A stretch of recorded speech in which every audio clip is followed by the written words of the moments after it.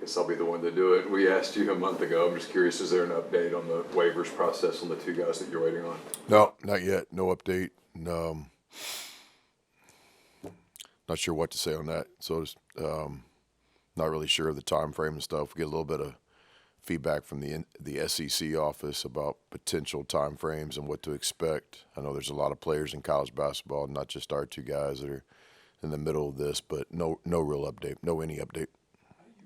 Prepare a team as you get closer to the season with a scenario where you have two of them, or you have one of them, or you have none of them. I would assume your team is a little different depending on the personnel. Yeah, just complete transparency and truth teller culture is one of our foundations. Sounds simple, but we know other way to communicate with our players, and the communication in our organization is basically just related on truth. Sometimes there's tough conversations to be had. So this one, just being really transparent with our players. There's different ways that our roster could go this season. We don't spend a lot of time talking about it or thinking about it each day. We just try to get our team better, but we also don't hide from it. We understand that our roster can go one or two different ways this year, so we're just waiting on these waivers. Chris, the last time we talked to you, you mentioned Rashad a little bit, and maybe guys a little bit, but with the other two freshmen that you added that were not left over from Kermit's class with Cameron Barnes and Q and all that, just kind of what does each of them kind of bring to the table, and I guess what's your relationship with Cameron Barnes, just being from your home state of Texas and being from a powerhouse at Duncanville? Yeah, we like our freshman group. I think there's potential or opportunity for some of those guys to maybe play a role this year. I haven't shied away from telling you that I think Rashad is a talented guy and should play minutes as a freshman. But there's some things he has to do, and there's some things he has to do on a consistent basis to earn the right to do that. But he's a talented guy, and we spoke briefly last time about Gazzo. You know, guy's got a lot of potential and brings a lot of things to the table. With the other two guys you mentioned today, Cam is a talented guy. He played for a really successful and good program in Texas, Duncanville High School, and his high school coach, David Peavy, is one of the most respected guys in our sport. So it starts with he's been coached. He also played summer basketball at the highest level with George Clay and those guys, and so he's been coached.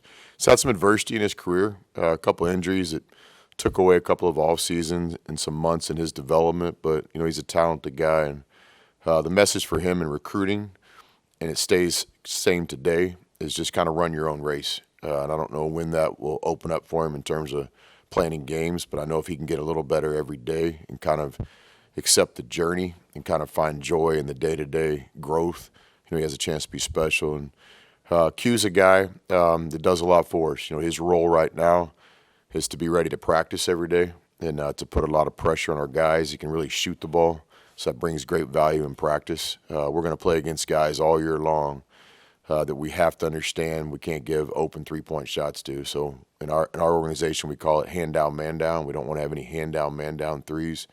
And one of several roles that Q gives the team right now is he's able to shoot the ball at a high rate, so it really helps us.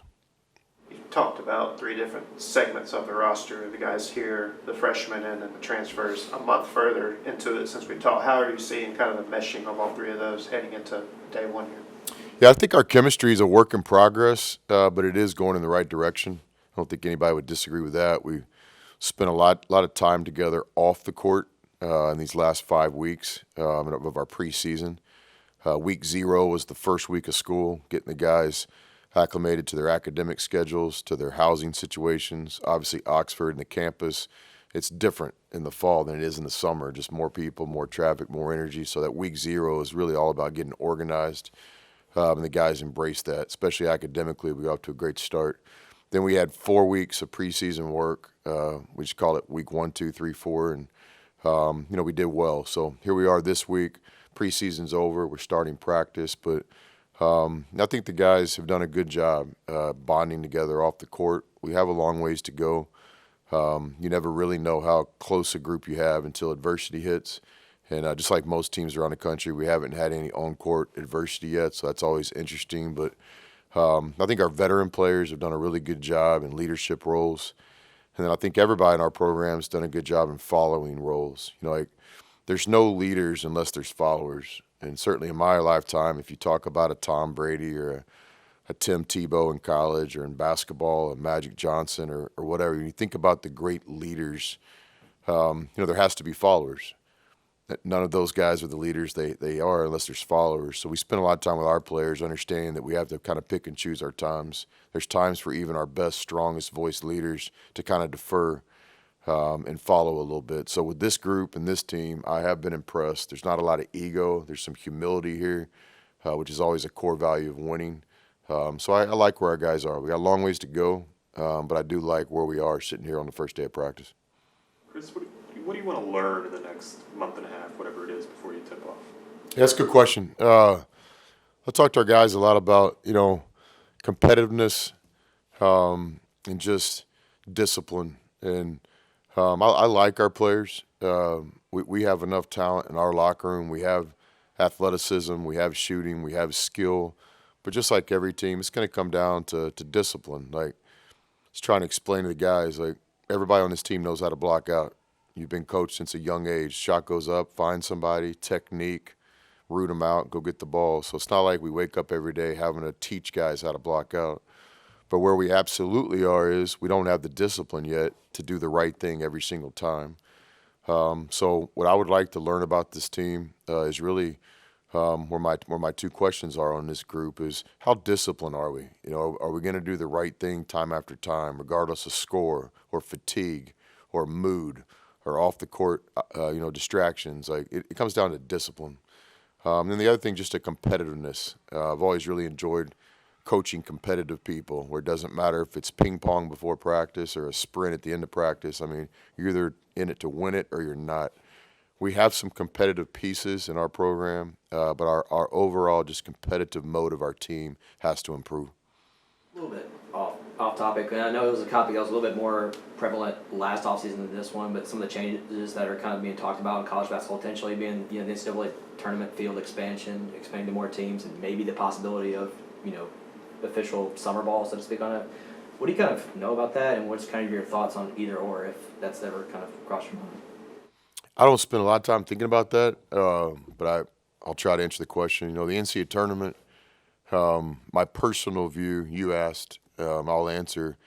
I think our sport is the purest form. I think there's nothing better than the NCAA Tournament. I think March Madness is what it is. So to me, when something is pretty damn good, I don't know why we have to change it. And so I understand the need for maybe a couple more teams or this or that. But me personally, I think the NCAA Tournament is one of, if not the best sporting event in all of sports.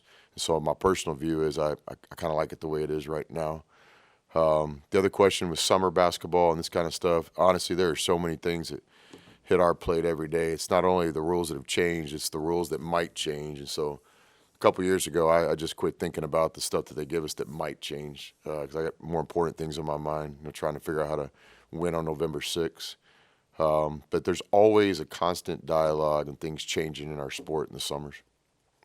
Is there anything you feel needs to happen in this next month or so to feel confident going into the season? Yeah, no question. We got to take advantage of the practices, and that needs to happen. Exactly. That's not my want. That's a non-negotiable. If it doesn't happen, then this team won't do everything that we would all like for it to do. So we have a 42-day period where we have 30 practices in that time frame. 2 of those 30 practices are going to be used for outside competition, whether it's a closed-door scrimmage or whether it's an exhibition game. So we're already at 28. The day before we have competition, are normally non-contact practices because we take a lot of pride in our players having their legs anytime they play for us, period. So now you're down to 26. We always have at least 3 or 4 inter-squad scrimmages where we bring in, SEC officials and we let our guys play against each other. So now we're down to 22. And you start thinking about the few practices before the opener on November 6th, those are going to be game prep type practices. So now you're down to about 20. And trying to get our guys to understand that, I think urgency is one of the biggest words that's really important to any successful organization or group or team that's trying to get something done. And with our guys, we got great people. We got some good players. But there's a reason why a lot of these guys individually haven't won like we all want to win. And one of those things is just urgency, understanding that every single day. I would think the average college player looks back and they say, man, we got 6 weeks to practice here. But the elite guy understands that I'll never get back today. This is the first practice. We'll never get this back. And the ability to just kind of live where your feet are and just embrace every day with some urgency. And so that's something our team has to get done in the next month is we have to value team practice. These guys have done a great job in other areas of our process, whether it be nutrition or recovery or academics or training room or weight room or getting shots up at night or getting individual work in. I've been really pleased with this group. I like these guys. But this next step is team practice, and it's sacred. And, most players understand how important a game is. In all my years, I've never had a good player not be ready to play in a game. But it's getting yourself ready to practice and embracing practice, and that's really important. And a lot of our guys have never been asked to consider these things or approach practice like we're asking them. But that's really important. I think in the next month, we have to turn it into a good practice team. Champions understand there's no such thing as a bad practice. It doesn't matter if Matt Morrell goes 1 for 6 from 3. It has nothing to do whether we're going to have a good practice or not. Good practice is about attitude and effort and discipline and getting things done, responding to adversity, handling success, playing it to the whistle, fighting through fatigue, staying organized. And so, yeah, we have a real goal around here, especially year one. We're fighting time. We just can't waste a practice. And there's other teams in our league, with all honesty, maybe they can absorb or handle a bad practice. We can't. And we know that. And it's not just the players, it's the coaches, and it's getting ourselves ready to practice every day. I have a personal routine that I go through every day before practice, and I have a routine that I go through after practice. And I'm just one person in the organization, but trying to get our players to understand that practice is sacred. It really is. It's because winning. It's not my ego. It's not anything other than winning. And I know no other way to win, especially year one, unless we take advantage of these 20 time periods that we have to work together as a team. Sounds like, my interpretation, I guess, of what you just said is building good habits. I mean, is there a method for you as a coach to go about doing that, building good practice habits when maybe they haven't existed before? Yeah, I think, I'm not saying they haven't existed before. We're just trying to get them more consistent on a consistent basis. So we benefit from following a lot of great coaches, and not just Kermit here, which I'm on the record. And these guys have been coached, and it's an advantage to follow Coach Davis. But some of our other guys have been coached at a higher level too, our transfers. And we even mentioned Cam Barnes today, who David Peavy did a great job with. But really what we're trying to get into is just discipline, building habits, discipline. Just trying to explain to the players, like, everybody in here knows how to set a legal screen. You sprint to the defense, you put your body on them, you hold your wrist, you keep your feet on the floor. I mean, you know how to do it. And we don't need to come out here every day and spend 30 minutes practicing on that. Everybody knows that. But then you ask the guys, why don't we do it every time?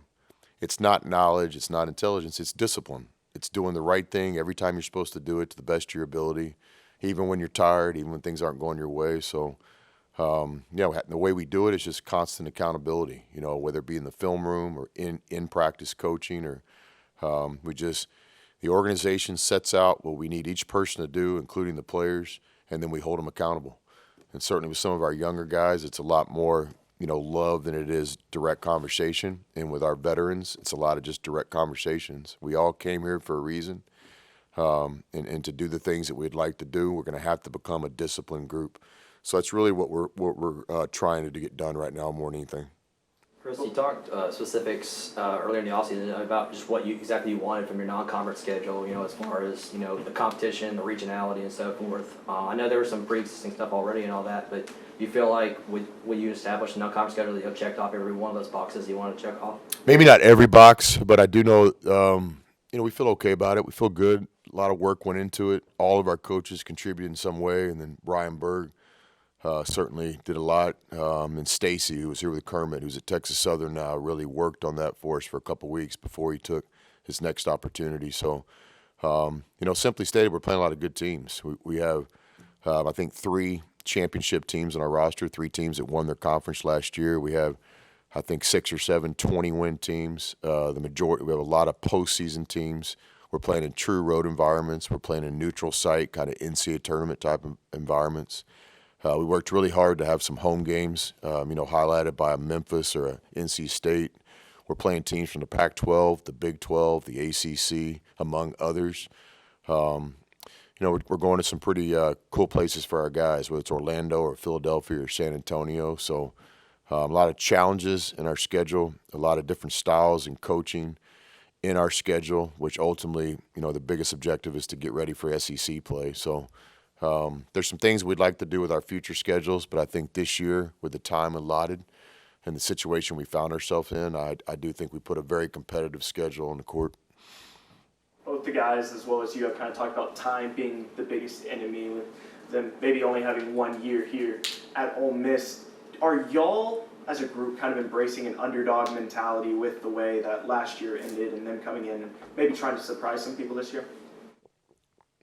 I don't use the word underdog much because I just don't consider myself or anybody that. But what we do consider ourselves, whether we're the number 1 ranked team in the country, which we've been before, or whether we start the season outside the top 25, wherever we find us, we don't let any of that outside stuff affect who we are. And one thing we're absolutely committed to is not losing our chip. And we say never lose your chip. And the best players that I've coached, regardless if they're a five-star or an eval guy or have had a lot of success, it doesn't matter. Like, you wake up each day and you either have a chip on your shoulder or you don't. And certainly in our lifetimes, everybody understands, there's a reason why every team, us included, studies Michael Jordan or Kobe Bryant or LeBron James, the greats.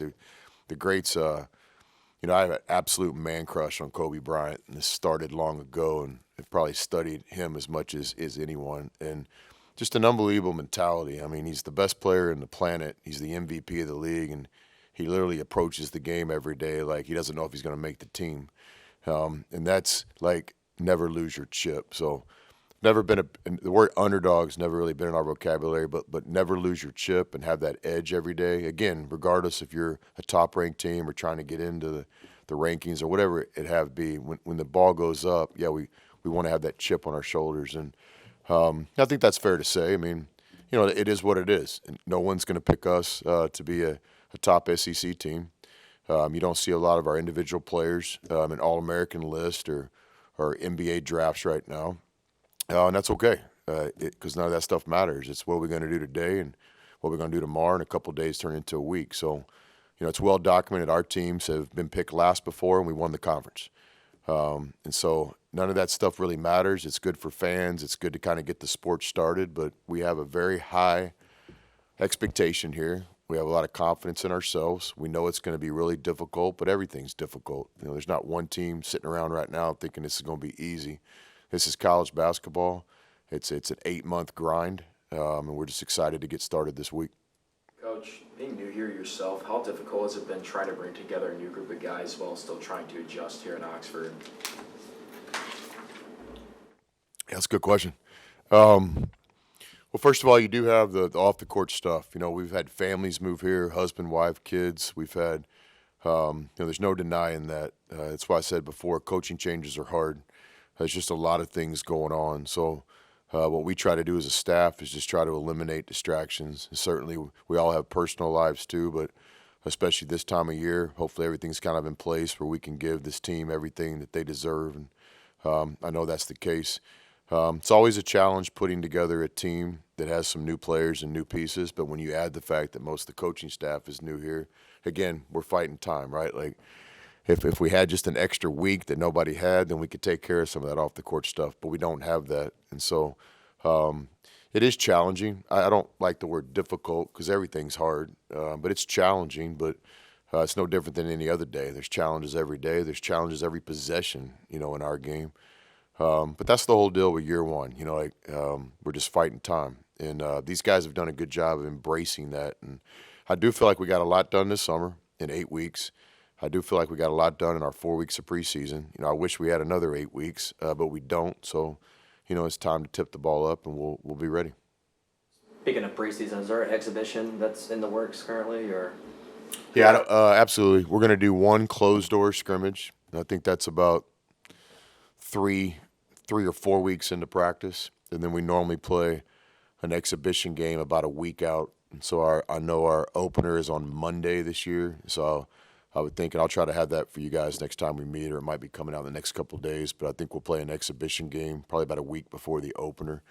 Some years we don't do that, but I've always thought the first year of the program, that's important. Let our players play in the pavilion, see how game day is all the way down from the clock and the locker room and everything like that. So I think I've always believed that the first year you build a program, that exhibition game is very valuable. In future years, maybe we go with 2 closed-door scrimmages. But this year the decision was made pretty firmly that we need to have an exhibition game so especially our new players can play in the pavilion one time before the opener. Any more questions for Coach? Appreciate you guys. Thanks, sir. Thanks. Thanks.